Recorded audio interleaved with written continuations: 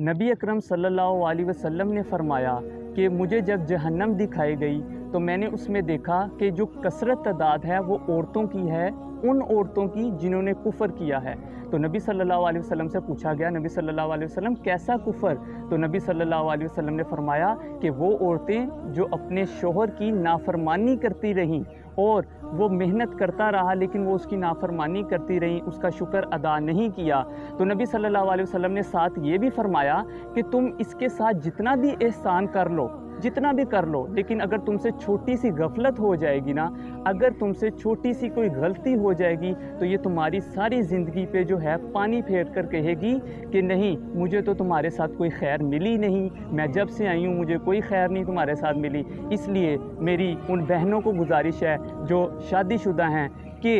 अपने शोहर का एहतराम करें, उनके एहसान का शुक्रिया अदा करें और उनके लिए अच्छे अच्छे खाने, उनके लिए खूबसूरती दिखाएं। बाहर के लोगों के लिए खूबसूरती नहीं, अपने शोहर के लिए अपनी खूबसूरती को दिखाएं और अल्लाह ताला देखें आपके नामाए माल में इजाफ़ा करेगा।